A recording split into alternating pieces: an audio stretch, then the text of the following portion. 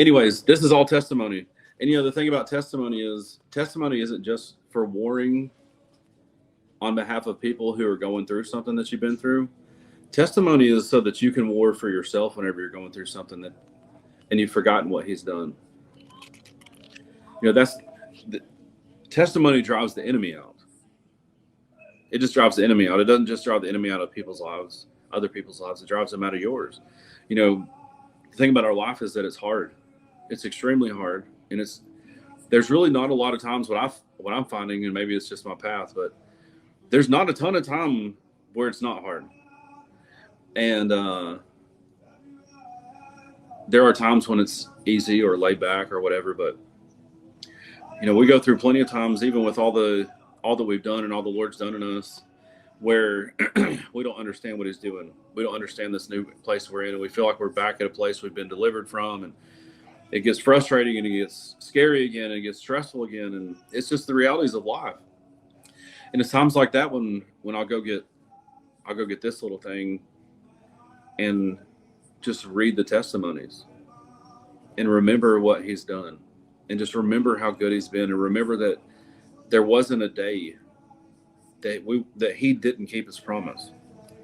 And the thing about his promise is that his promise is that he'll provide food, shelter, and clothing if you'll seek first the kingdom. It doesn't say car, it doesn't say beach house, it doesn't say 15th pair of shoes. It just says food, clothing, shelter. And so if you have food in your house, not the food that you want to eat, because you may not have the food that you want to eat, but you probably still have a pantry full of stuff that you're saying that you don't want to eat, which is why we say we don't have anything to eat. It's not even that we don't have anything to eat, we just don't want to eat what we got. You know what I'm saying? If you got food in your pantry, if you got one pair of shoes, one shirt, one pair of shorts or pants, if you can clothe yourself and you can sit somewhere and not get rained on, then he's done what he said he would do. And we just take him for granted so much, and we have such high expectations, and we believe we're entitled to so much more than that, that when we don't get everything we want, when we don't get everything we're looking for, then we just start crying out, and we start freaking out, we start stressing out, and we just say, Lord, what are you doing in our lives? And I'm not any different. I'm just another human being just like everybody else. And what he does is he says, hey son, why don't you go read a little bit about what I've done? And just remember what I've done. And I'll start reading these testimonies because they're all testimonies. I don't write down things he hasn't done yet. I only write down things that he's done. There's been a few things that have been promised to Lindsay and I recently, and I don't have a testimony about it until it's over. You can't testify about something God hasn't completed yet. And so that's not in here. So everything that's in here is literally a testimony. I probably wrote this in here before it happened, and then I just scribbled it out. So anyway, I want to look at Deuteronomy chapter 11.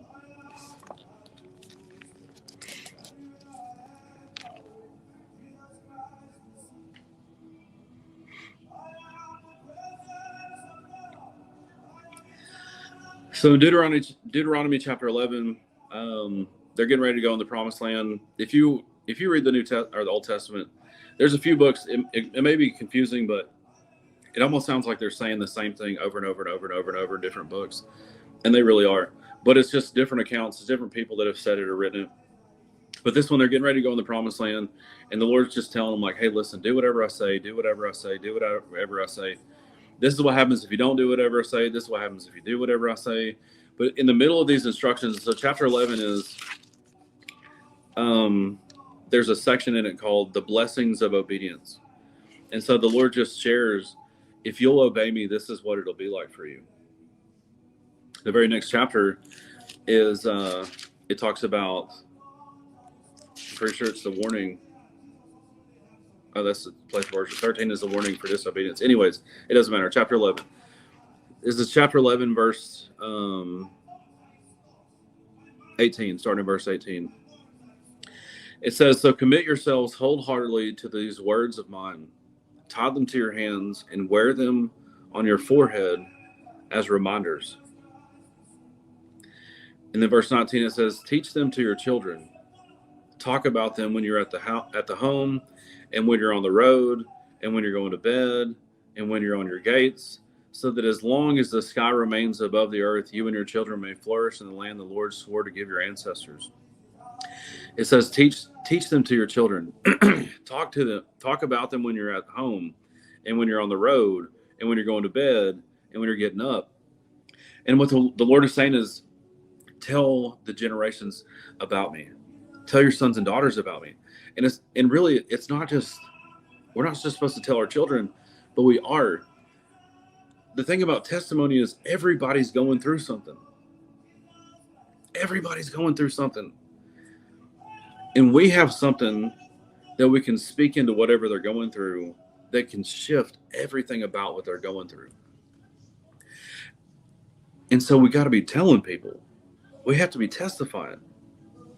And then we got to tell our children. We do have to tell our children.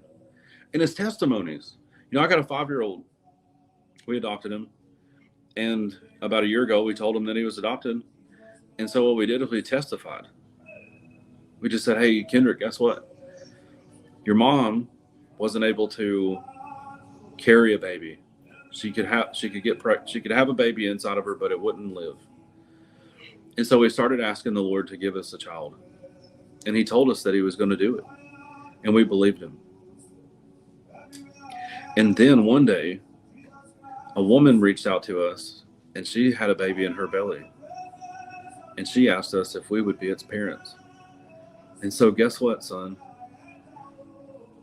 We prayed for a child, and the Lord said we would get one, and then he gave us one. And guess who it was? And he said, who, Dad? I said, it was you, son. You are the one that the Lord gave to us. And so we just testified. And we're telling our little boy, this is who the Lord is. This is what the Lord has done. And now he's 5. He's laid hands. He's 5. We had a couple in our house, and they wanted to adopt. And they had been waiting a long time for it. And so we decided we were going to pray for him. And Kendrick, we said, Kendrick, would you mind praying for our friends because they want to adopt? And so he said, sure, I'll pray for him. So he prayed for him. They got a call for a child in 7 days. And so then we got to tell our son, hey, guess what? Kendrick, you prayed for this couple, for the Lord to give them the child they've been asking for, and he did it. You prayed and the Lord did it. And so we got to testify again. And so then 3 or 4 weeks ago, and I'm probably going to be talking about this for a while, we were on our way to school, and Kendrick we were talking about siblings. And so we asked Kendrick if he, you can go. Just listening to you. Okay. So we asked Kendrick if, he was talking about wanting a sibling. And so we said, well, have you asked Jesus about it for a sibling? And he said, no. And we said, well, just pray and ask him. And so he just said, Jesus, will you give me a brother or sister? Because I really want a brother or sister, but I don't know how you sound yet, so I don't know what you're going to say. And we just said, well, just say in Jesus' name, and we'll help you to learn what he sounds like. But we were like, Kendrick, you already know what he sounds like because you tell us. Jesus said this all the time. So he prayed. And then 7 days later, we got a phone call, and there was a little girl that needed a family. And now Kendrick has a sister. And so now we get to testify to our son and tell our son, look what the Lord has done, Kendrick. Look what the Lord has done. And then we brought this little girl to our home, and we're beginning the adoption process with her, and we're telling her, because she's not heard about what the Lord has done. So we get to say, hey, guess what? Kendrick prayed 2 weeks ago for a sister. And now you're here. Look what the Lord has done. And we just testify. And we just testify. And we just testify. And we just testify. And we just talk about what the Lord has done.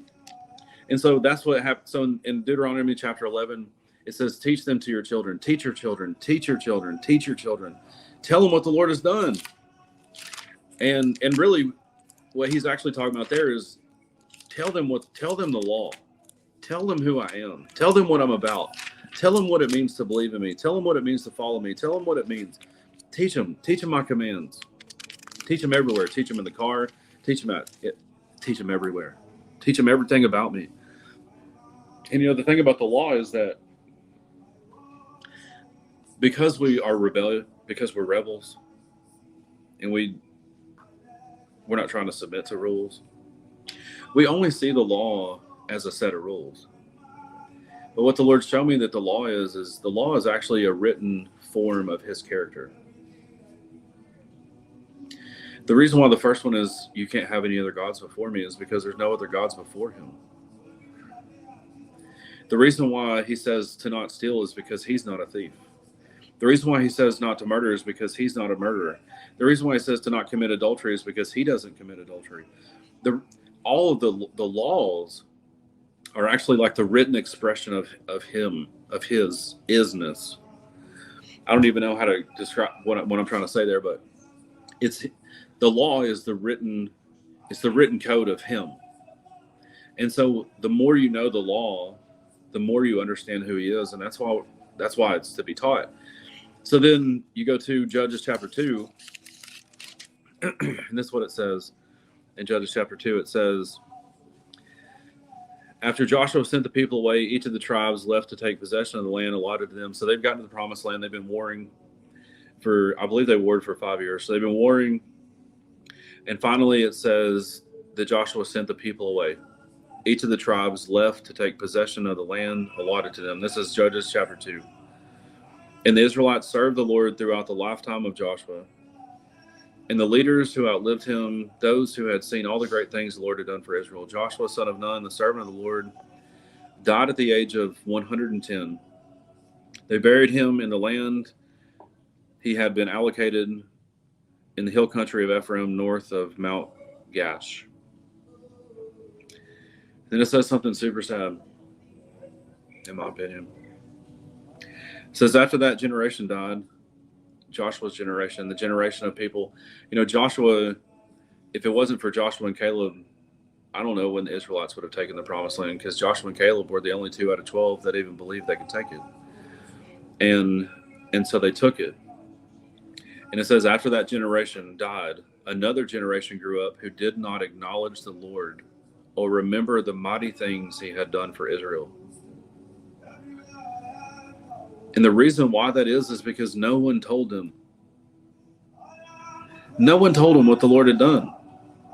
Nobody was talking about what the Lord had done. And I'm not even sure people were... what I bet they were doing was, I bet they told everybody what they had done. Because that's what we do. Because we're so concerned about our life and people loving us and accepting us, we take credit for what God does.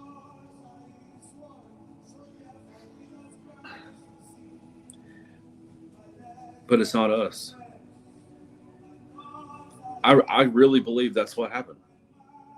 I believe that all these people who spent these years fighting all those people in the promised land just went around telling everybody how many people they killed, and they didn't give God credit. It was one generation.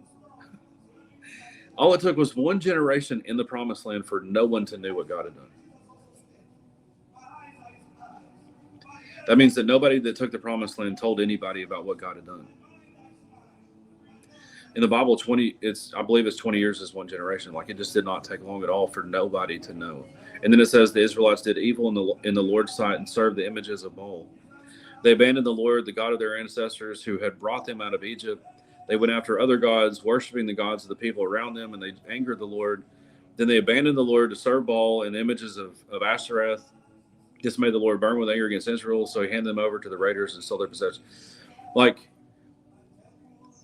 the most powerful thing in existence is our testimony about the most powerful thing in existence, which is the blood of the Lamb. And if we just interpret the scripture in a very face value type way, we can understand why our world is in the position that it's in. And it's because we're not telling anybody about what the Lord has done. You know, I remember whenever I was young, and my mom's in here right now. I don't know if she's ever heard me say this, but when I first met Jesus, I wasn't living for. I didn't know how to live for Jesus. Actually, that was really it. I met him. I wanted to be about him, but I really just, there were things that I liked that I didn't let go of. And so we would have conversations a lot about how can I call myself a Christian if I do these things? And I really didn't have an answer because I didn't know how to defend my faith yet. And I was doing the things that we were talking about. And so at one point I just shifted from trying to talk to her about Jesus to, I just started telling her everything Jesus was doing in my life. So every time, you know, if I needed an extra book for school and I didn't have the money and all this, and then they just had a book on sale and it was the book I needed, I would just be like, oh my gosh, guess what the Lord did? He just totally provided for me to get that book I needed. Or whether it was paying for food or I remember I used to go to this restaurant with my buddy all the time. We would split a hamburger, and because it was a double burger, and one day somebody paid for all of our meals, you know, and I remember going home and telling my mom, like, you'll never believe what God has done. And so a really long time ago, I stopped preaching to my parents, and then I just purely started telling them what God was, what he had done. I just only told them testimonies about the Lord.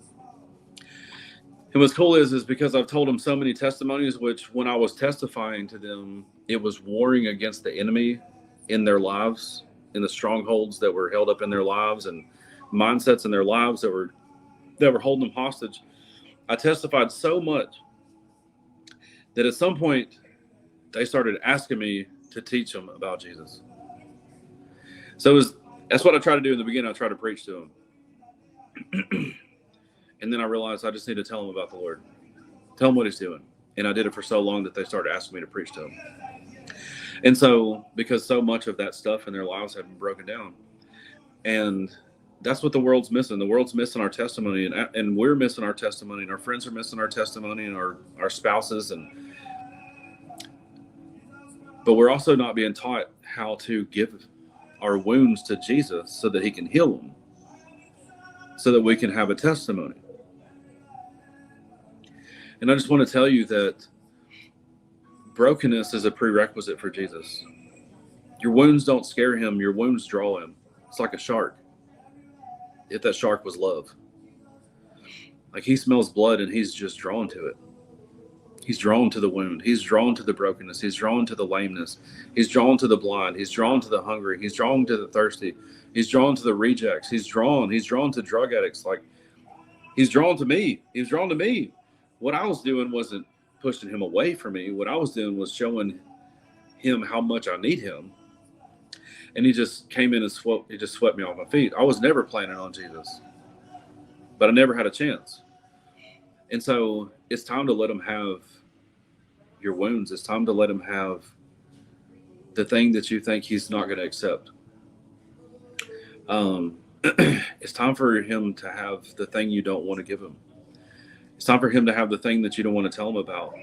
You know, if you sit in a room and if you're willing to talk about certain things, it's time for him to have the thing you don't want to talk about. Because he wants to turn it into a testimony. He wants to heal it. You know, I found porn when I was a kid. I found tobacco when I was a kid. I found drugs when I was a kid. I found dipped cigarettes and alcohol. I was, you know, intimate with girls before I got married. I mistreated women. I dropped out of school, dropped out of college, changed my major 5 times. Lindsay and I have had 12 miscarriages. I went to rehab after I got married. I've lied to people. I've stolen from people. I can't even tell you how many people I've let down.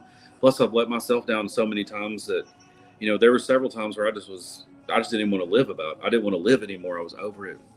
I've disappointed myself a million times. I have lied to myself a million times. I just have done it. Like I've done everything that there is. I've been mean to my parents, and I've been a bad friend. I've been a bad husband. I've been a bad dad. I've done it all. And in the end of it, and I've also been religious and not knowing what it meant to be a son. And I remember being free.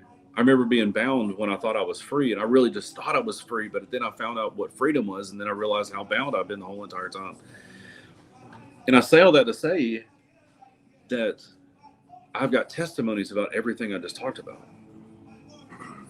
And the way that you know that I have a testimony is that I'm not afraid to talk about it. The Lord has reconciled me with myself. And because he's reconciled my relationship with me, and I love me, and I accept me, and I forgive me, then I don't have fear and shame associated with me. And so I'm not afraid for people to see me or hear me or know me.